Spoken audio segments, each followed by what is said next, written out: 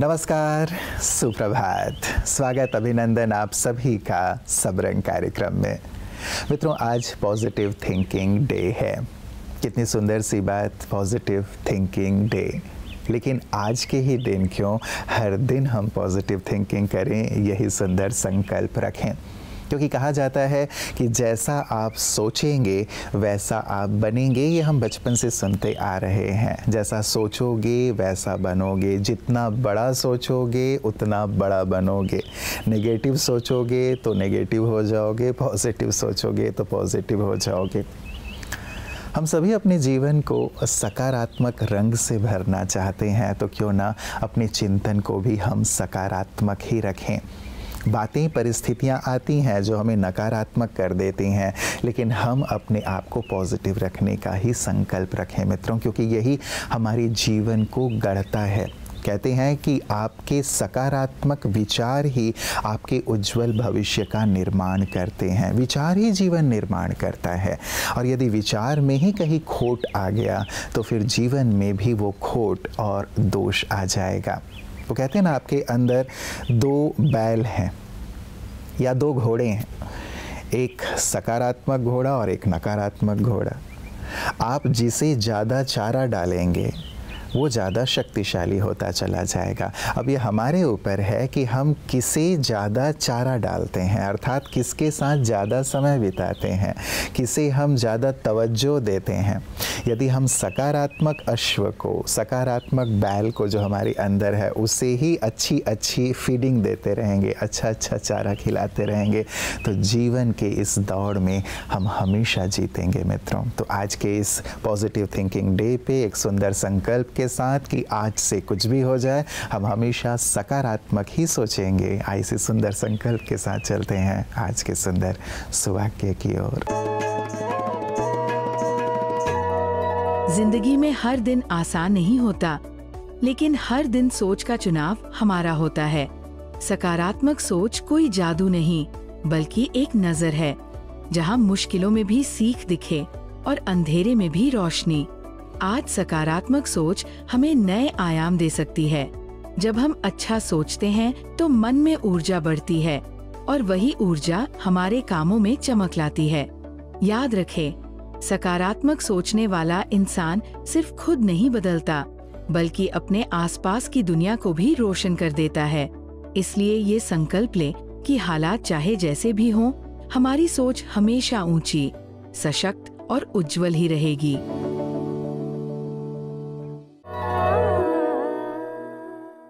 सकारात्मकता की कितनी हाइट है मित्रों, और देखिए ये हाइट होने के बाद व्यक्ति कितना ऊंचा हो जाता है। उसके विचार उच्च होते हैं तो जीवन कितना उच्च हो जाता है, सबके लिए वो आदर्श बन जाता है। बुद्ध जी ने शिष्यों को छुट्टी दे के जाओ, तुम तैयार हो समाज की सेवा करने के लिए। क्या हम भी हर परिस्थिति में ऐसे ही कोई सकारात्मक विचार लेके अपने आप को ऊपर उठा लेते हैं, या नकारात्मकता हमें दबा देती है और हम बिल्कुल ही छिन्न भिन्न हो जाते हैं, बिखर से जाते हैं? आज के इस पॉजिटिव थिंकिंग डे पे हमें इस विषय पर ज़रूर विचार करना है कि चाहे कुछ भी हो जाए, परिस्थितियाँ कैसी भी हों, लेकिन हमें हमेशा सकारात्मक ही रहना है। ओम शांति।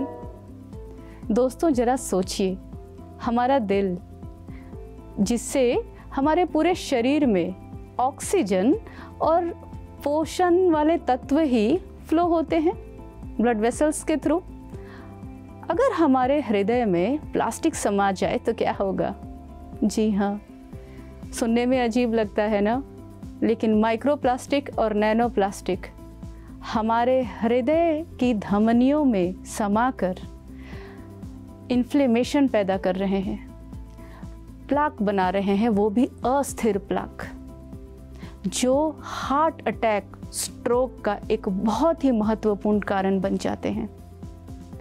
अध्ययन से पता चला है कि जिनके हृदय की धमनियों में प्लास्टिक के ये छोटे कण पाए गए हैं ना, उनमें 4 से 5 गुना ज़्यादा हार्ट अटैक से मौत का खतरा बना हुआ था, उनके कंपैरिजन में जिनकी धमनियों में प्लास्टिक के वो छोटे कण नहीं पाए गए थे।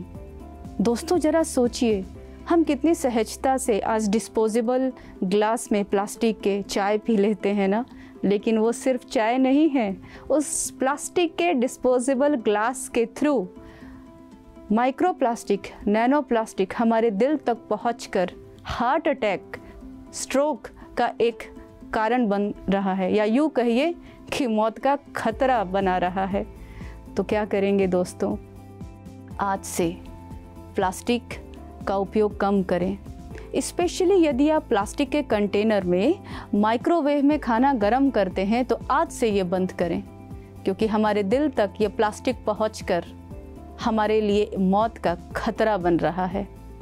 तो दोस्तों, अपने दिल का ख्याल रखने के लिए सबसे पहले तो प्रकृति का ख्याल रखना पड़ेगा, पर्यावरण का ख्याल रखना पड़ेगा और सिंगल यूज़ प्लास्टिक का उपयोग को बंद करना पड़ेगा।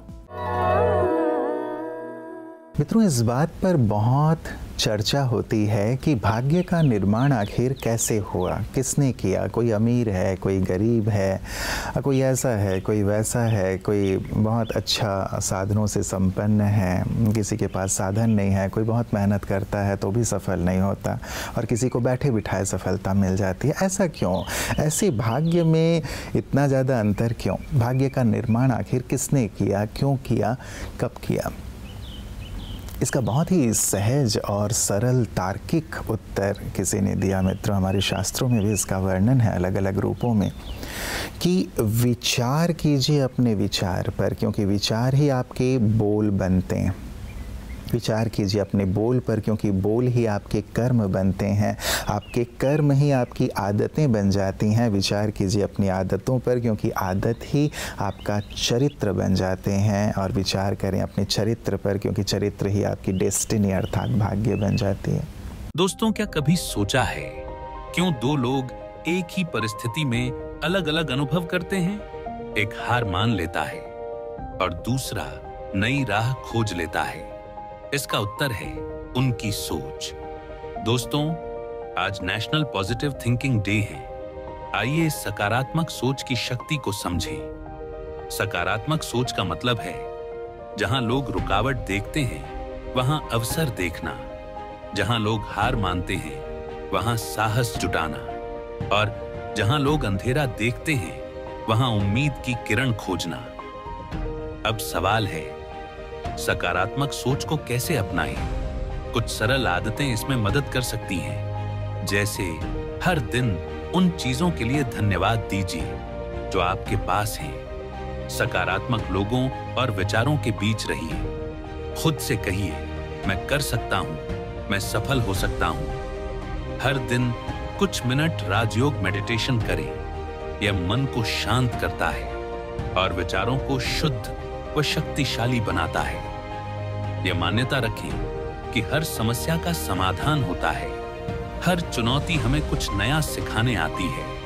कठिनाई हमें गिराने नहीं बल्कि और मजबूत बनाने आती है। याद रखिए, हमारे विचार ही हमारी वास्तविकता बनाते हैं। जितना सकारात्मक सोचेंगे उतनी ही खुशी, आत्मविश्वास और सफलता जीवन में आकर्षित होगी।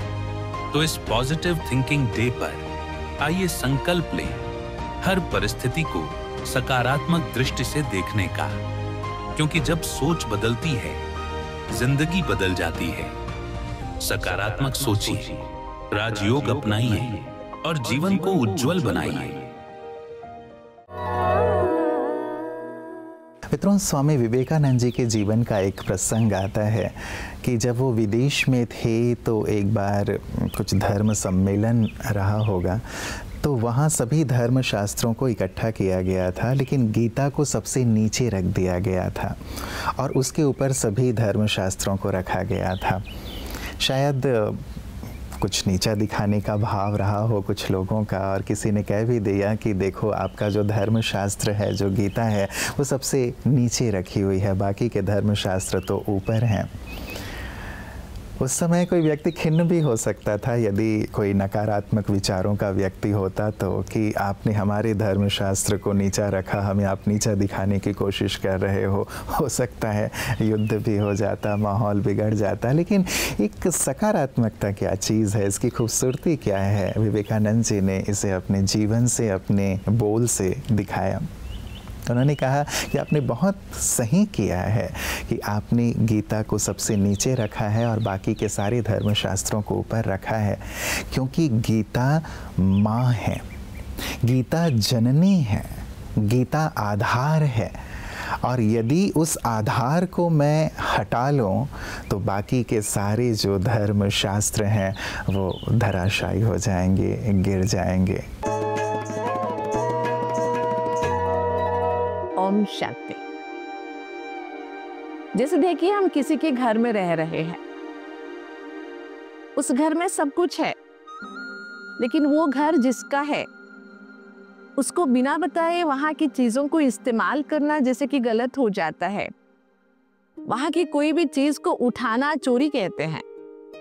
इसी तरह ये दुनिया भगवान का घर है, भगवान का बनाया हुआ बेहद घर, बड़ा सा घर, जिसको वसुदैव कुटुंब कहते हैं।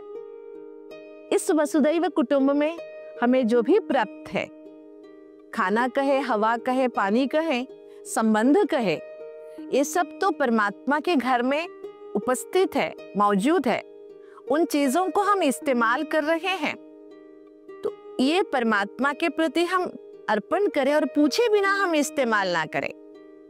कहते हैं जो भी खाना, पानी, हवा हमें मिलता है, इसे परमात्मा के प्रति अर्पण किए बिना खाना मानो चोरी है। उसका हमें पाप भोगना पड़ता है, उसकी सजा हमें भोगनी पड़ती है। इसलिए जो भी हमें मिला ये बेहद का, माना दुनिया एक विशाल यज्ञ है जो परमात्मा ने रचा है। इस यज्ञ में या इस परिवार में या इस कुटुंब में या परमात्मा के इस बेहद घर में जो भी हमें मिलता है, उसे हम परमात्मा के प्रति अर्पण कर दे, उसे हम पूछे, उसके बाद हम इस्तेमाल करें। हम ये नहीं सोचे कि जो है सब मैं अपने लिए रखता हूँ, थोड़ा सा उसको दे देता हूँ। ऐसी भावना नहीं रखते हुए जो सर्वसमर्पण करता है, तो मानो उन चीजों की भावनाएं बदल जाती है, उसका असर भी हमारे जीवन में बहुत अच्छा हो जाता है ना। जो भी प्रसाद है हम कितनी श्रद्धा से खाते हैं, तो जीवन भी एक प्रसाद है। इसे परमात्मा की अनुमति के बिना हम उपयोग न करें। परमात्मा कहते हैं यदि तुम अच्छा सोचोगे तो कुछ बुरा भी होने वाला होगा तो वो भी अच्छा हो जाएगा। बहुत गहरी सी बात है मित्रों, इस पर ज़रूर गौर कीजिएगा और इसे अपने डायरी में नोट करके रख लीजिएगा। यदि तुम अच्छा सोचोगे, चाहे परिस्थितियाँ कैसी भी हैं, लोग कैसे भी हैं, सब चीज़ें आपके विपरीत दिखाई दे रही हैं, तब भी यदि आप अच्छा सोचोगे तो कुछ बुरा भी होने वाला होगा आपके साथ, आपके परिवार के साथ, वो भी अच्छा हो जाएगा। तो क्यों ना हम अच्छा ही सोचें, सकारात्मक ही सोचें, क्योंकि हम अपने लिए, अपने परिवार के लिए, अपने समाज, अपने देश और विश्व के लिए अच्छा ही चाहते हैं। और जब हम अच्छा सोचते हैं ना मित्रों, तो ये अच्छे विचार प्रकृति में जाकर प्रकृति को भी अच्छा बना देते हैं, और वही विचार प्रकृति के साथ मिलकर उस अच्छाई को हमारे सामने उपस्थित कर देते हैं। तो क्यों ना हम अपने सुंदर संकल्प से सुंदर सृष्टि का निर्माण करें। तो आज के पॉजिटिव थिंकिंग डे की आप सभी को ढेर सारी दुआएं, शुभकामनाएं देते हुए यही मंगल कामना करता हूं कि आपका जीवन सकारात्मकता से भर जाए। नमस्कार, ओम शांति।